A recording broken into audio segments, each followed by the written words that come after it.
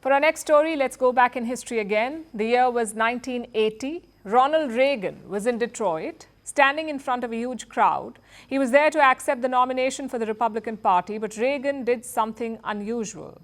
He ended his speech with 3 words: God bless America. It may not sound strange now. We hear US presidents say it all the time. But before Ronald Reagan did it, no one else had. US leaders were expected to keep their faith to themselves.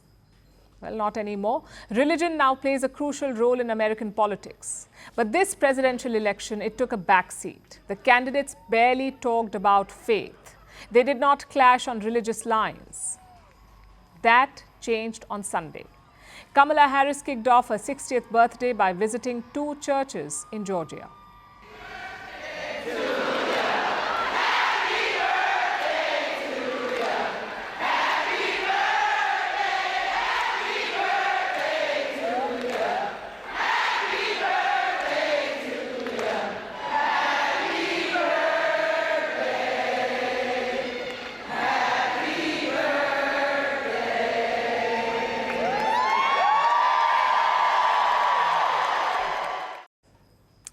So Kamala Harris attended a service. The congregation sang to her. She spoke about her childhood experiences, especially attending a black church.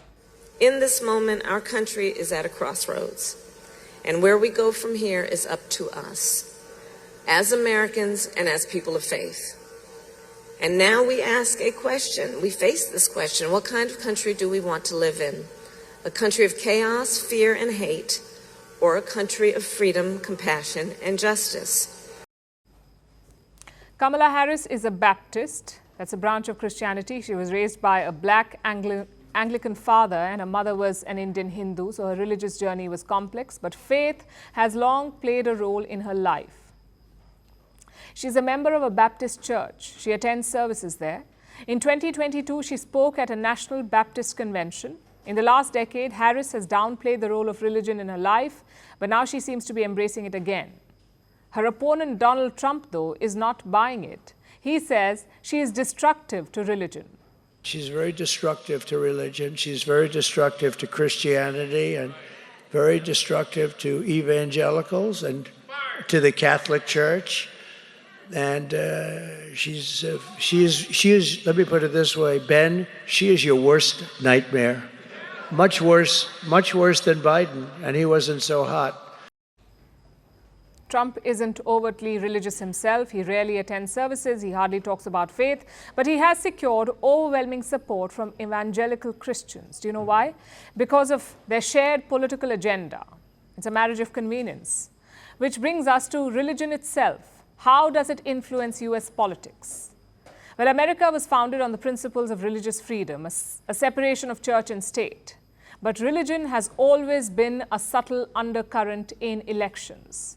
It has long shaped voter behavior. Historically, most US presidents have been Protestant Christians. But in 1960, that changed. John F. Kennedy became the first Catholic presidential candidate. It sparked an uproar. His candidacy faced a huge opposition.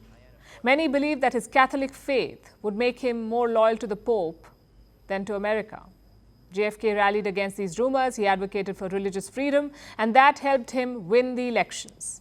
In the 1980s, evangelical Christians emerged as a powerful political force, especially in the Bible Belt, which is mostly southern and Midwestern states. This group is a bedrock of the Republican voter base, and it propelled a lot of leaders into power, including George W. Bush. He appealed to voters through his evangelical credentials. So white evangelicals are crucial, but so are black Protestant voters. They are a key voting bloc for Democrats. Many of them voted Barack Obama in 2008. So religion basically dominates US politics and US elections, and more often than not, it is a defining factor. Take abortion, for example. It's a big flashpoint in this election. It also divides votes along religious lines. Catholic and evangelical Christians support candidates who are pro-life, meaning anti-abortion. Now look at Joe Biden. He is the second Catholic president in American history. He openly discusses his faith. Yet his political position on abortion lost him Catholic voters. Religious endorsements also carry significant weight. They can help sway undecided voters. But how much of it matters now in today's America? Look at this data. In 2007, 16% Americans identified as atheists. In 2024, 28% are religiously unaffiliated. That's almost double. Despite this trend, religion remains a polarizing factor in American politics. You cannot discount its role, especially in an election as close as this one. Firstpost decodes the U.S. election.